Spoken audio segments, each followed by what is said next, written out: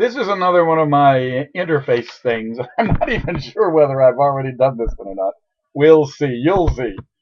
Basically, I'm interested in interface in a sort of very different way than everybody else is, than the HCI conferences are and stuff like that. I don't go to them to stay different, to stay out of their context, and they stay out of my context. I'm interested in what life becomes if you use fundamental quotidian interfaces that are different than the ones everybody else uses. It's a kind of monastic model of innovation. The job was created by the Benedictines about 800 years ago in Europe, and in Japan, the job was created in Muromachi era Rinzai Zen monasteries hundreds of years ago. I'm interested in that kind of interface, the job, meeting together, discussing, brainstorming, prose writing. I'm interested in changing those things. And I've got a whole other thing on that, another video or two on that already. But that's one of my approaches, is changing fundamental quotidian interfaces, because that's the high leverage. These are the things that monasteries do and invent every 700, 800 years, 1,000 years. I'm interested in changing those interfaces. I'm really not interested in tweaking menus for the web. Number two, I'm interested in changing social interfaces. And research shows if you walk into someone's bedroom or personal office for 3 minutes and just snoop around with alone, you can predict their values and reactions better than if you work with them all day, all week long, for a year. So very, very slight amounts of personness is getting into workplaces, except in Japanese workplaces and a few places that have higher qualities of basic democracy of management. But in the kind of totalitarian Western workplace, um, very little of the person is actually allowed at work. And in fact, if you bring much of your person to work, it intrudes and you get punished for it. Social interfaces, we need to change them very much to alleviate the totalitarian tendencies of fathers in the West, and the totalitarian tendency of concept over emotion in the West, and the excess maleness of culture in the West. So we do need to change basic social interfaces to tone down the male hormonal nature of Western systems and processes and results. Um, Number three, we can measure the socialness of things like Facebook, the socialness of the things like the way people meet, by doing something called the social index level. The effects on the social indexing level of a leader, of a leadership system, of a way of talking, of a communication medium, of a particular message, uh, how of a device, of a new device, the iPhone 4S, the iPhone 5.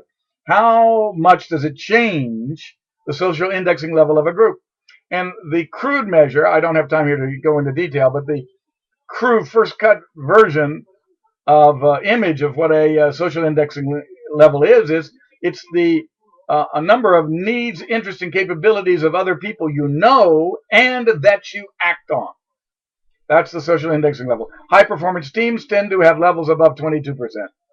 The Boy Scouts of America have levels of about 7%, and major global corporations average about 3%.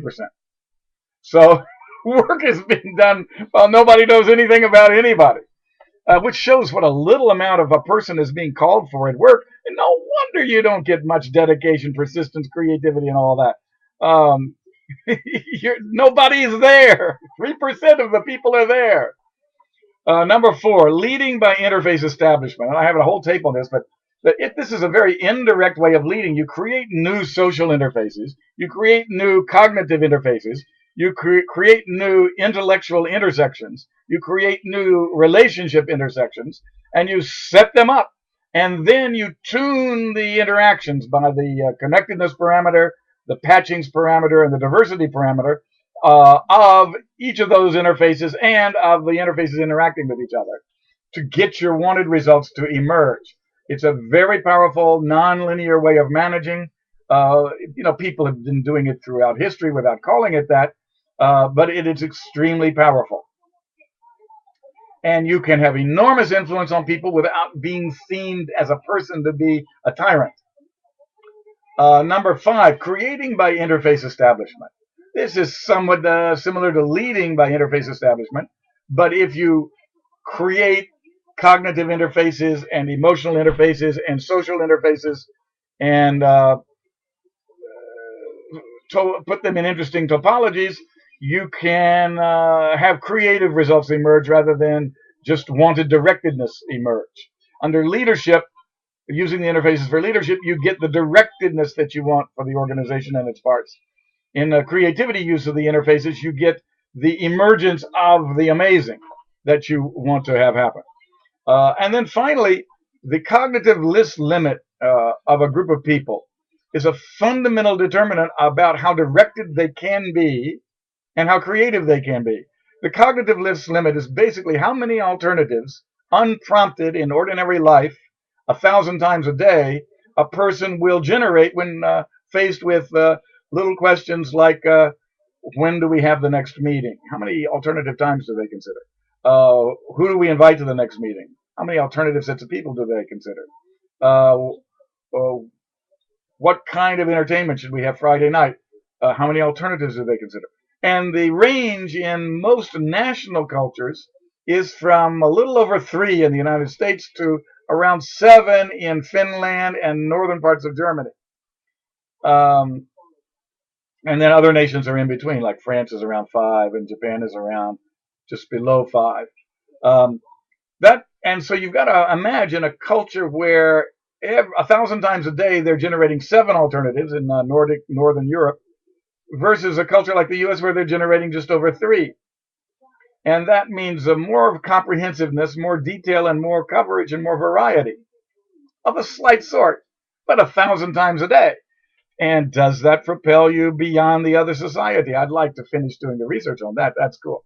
But interfaces can be designed to have a drastic, direct, and huge impact on expanding the cognitive list limit to 60 at a time instead of 6 at a time.